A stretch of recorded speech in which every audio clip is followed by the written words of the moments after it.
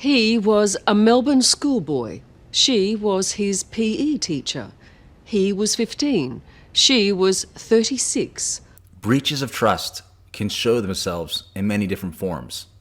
In today's episode of Big Boy Pants Golf, we're going to look into the LIV members' antitrust claims against the PGA Tour. A pedophile and her victim. That was all right. That was a pretty good golf swing. But more importantly, is the LIV Golf Tour a victim to the PGA Tour? I'd like that. No pressure. Easy in each other's company, angry and confused at what fate the law has dealt them. Let's really look into the details of the LIV Tour's case so far and predict what the law will deal them. Let's go to a segment courtesy of NBC Golf. On the right is LIV Tour hater number one, Eamon Lynch, a writer for Golf Week, and Golf Week is owned by USA Today Sports.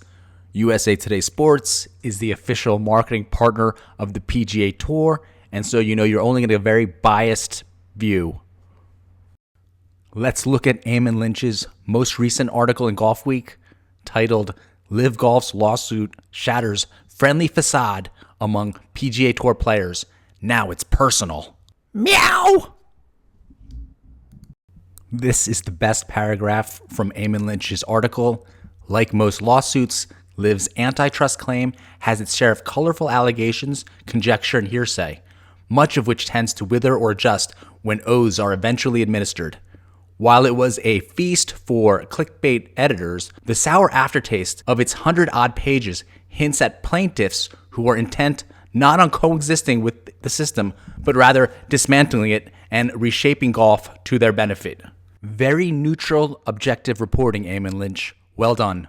The lawsuit was filed against the PGA Tour. Our Kira K. Dixon asked a number of players about the prospects of litigation. Kira joins us once again from Greensboro. Even though antitrust law is very complicated, and this is going to take years to decide, let's get the opinion of certain select anti-LIV pros on the putting green. When those guys went to that tour, they knew the consequences of making that decision. JT kind of missing the point here. Yes, the pros knew that there would be consequences, but were those consequences imposed by Jay Monahan legal? If Jay Monahan had said, listen, if you go play the LIV Tour, I'm going to spank you, is JT going to stand by while Bryson DeChambeau is getting spanked and saying, hey, you knew the consequences? When Tiger would get appearance fees for playing overseas, for example, this is from 2013, his appearance fee used to be $3 million. Is that also considered double dipping? We need Charlie Sheen to come out here and put his big boy pants on and declare this what it is. It's double winning, not double dipping. All the money that DJ, Brooks, Bryson, and Phil Mickelson made up front is essentially a large appearance fee. And no one had problems with appearance fees when Tiger and Rory were making them, especially in China. To play in the 2002 New Zealand Open, Tiger Woods received a $2 million appearance fee. This changed the ticket prices from $20 to $190. Great job, Tiger. Kind of rubs me the wrong way, but we'll see how it plays out, I guess. You mentioned it rubs you the wrong way. What are kind of the emotions that come up with this situation of them going over and then also now wanting to play in the FedEx Cup playoffs? Well, it just feels like a quick cash grab for those guys, which just last year, Colin Morikawa won the European Tour's, now DP World Tour's, version of the FedEx Cup, the race to Dubai, by playing in just 3 tournaments. No one on the PGA Tour had any objection then when Colin played in just 3 tournaments and won the whole shebang. Now, a year later, suddenly if the LIV Tour comes over and plays, it's double dipping. Oh no, it's the worst, it's not fair. Colin Morikawa won just last year. When you have these lawsuits and stuff like that, the money that's being used to fight those lawsuits and to support those cases, I guess, are coming out of our pockets.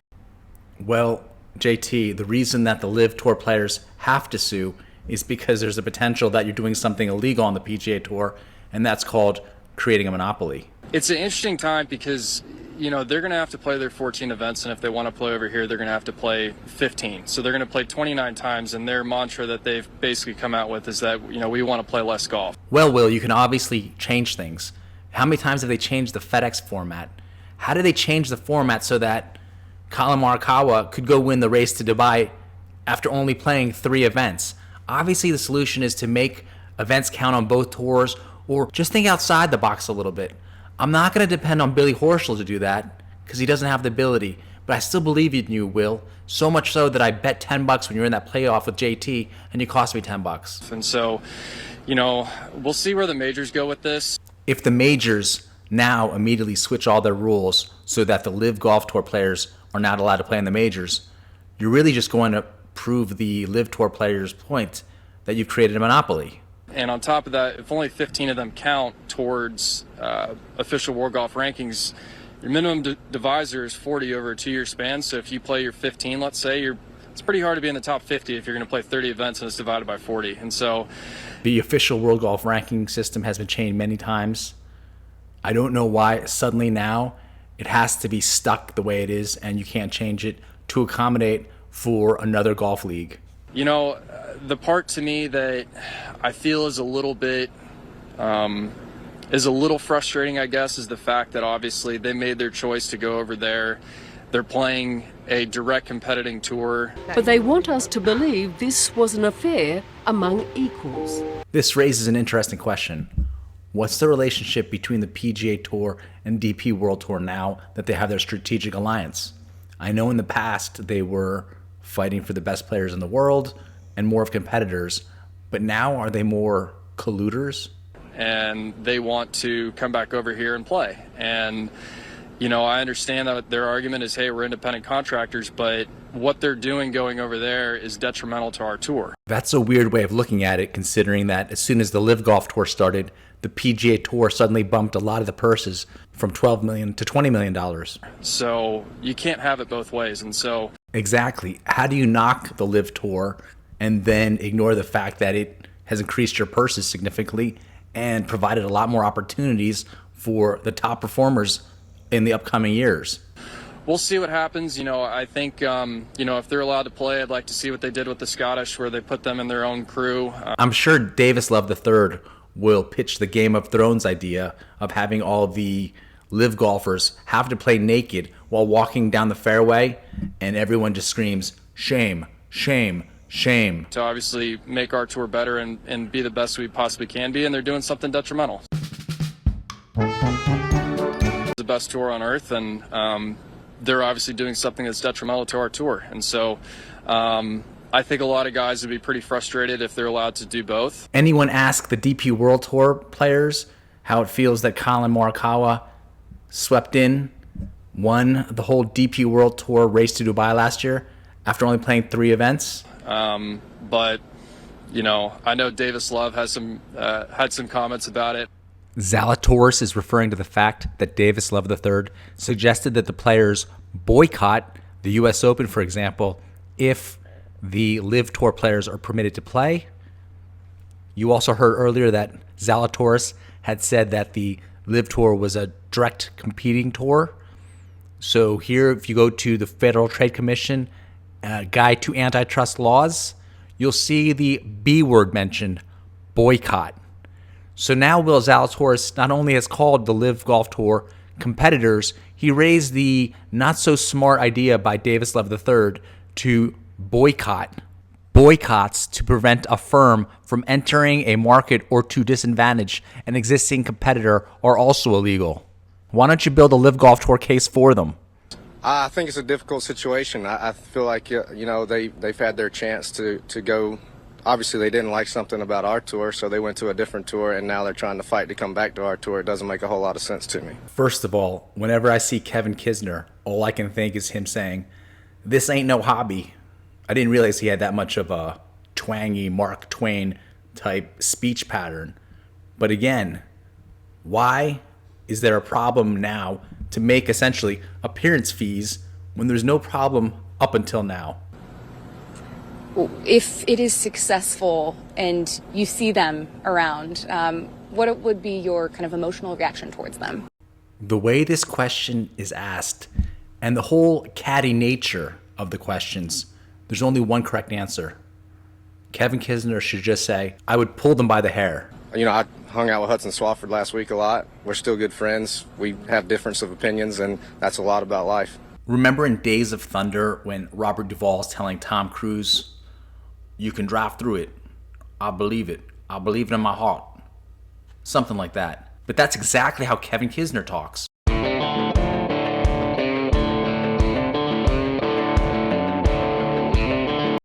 Why? Why? As in, why are they asking Billy Horschel again? They've already given him his 15 minutes to rant on about the LIV Tour in other press conferences. I'm not going to review what he's saying here right now. Has there been any kind of an effort or dialogue between your side and the PGA Tour side about whether or not there can be any kind of a coexistence with your vision and theirs? We would love to coexist. We think the market is big enough to have both types of product offerings in this space. All the upper management of the LIV Golf Tour has been consistent in that their players are free to play anywhere, and that the LIV Golf Tour was meant to work with the other tours. One revolves around competition and what you think competition in golf should look like, and by the way, what the implications may be for major league sports longer term in the United States, given that most of them have historically had a monopoly. To me here, it seems that the host is almost suggesting that the PGA Tour has a monopoly like the other sports which are granted an exemption from monopoly laws. I want to get to that in a second, but I want to ask you a different question because it relates to the Saudi piece of this. And of course, the host at CNBC is going to start bringing up human rights abuses, blood money, etc. We can skip that part. And what you think players and the public should be thinking about this, especially at a time when we keep hearing that millennials and others really do care about following the money.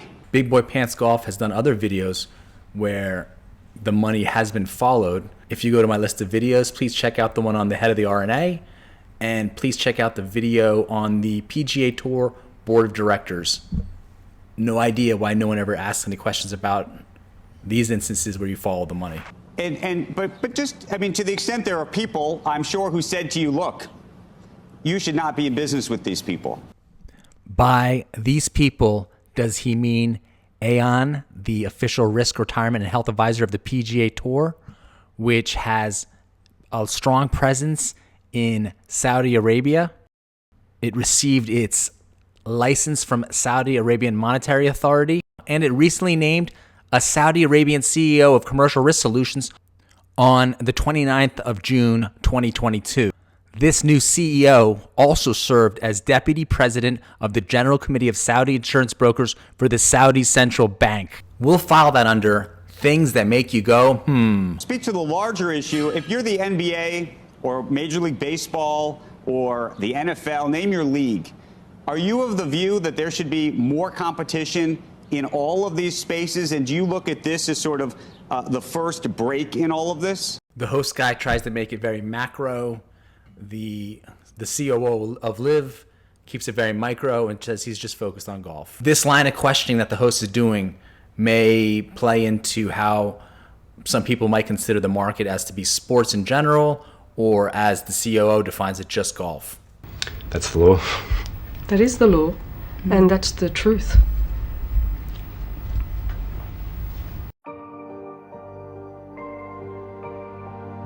Expert witnesses are going to focus on defining the market, just what that is.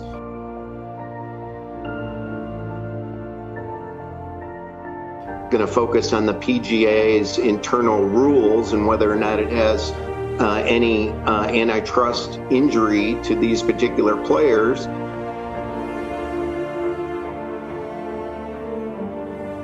And then the options these players have in terms of the market for their services. So it will be a complex inquiry made by the judge. It's going to take time. And so this is going to play out in the litigation probably over the next 18 to 36 months. Don't you? Well, apparently I'm the victim, you know, that's... But you are the victim. By law, I'm not the victim. apparently, you are. Yeah, well, by the law, yeah. And that's what we're trying to get to. What is the law? And how will it turn out for LIV Golf Tour and the PGA Tour? You can drive to the law. I believe it. I believe it in my heart, Cole.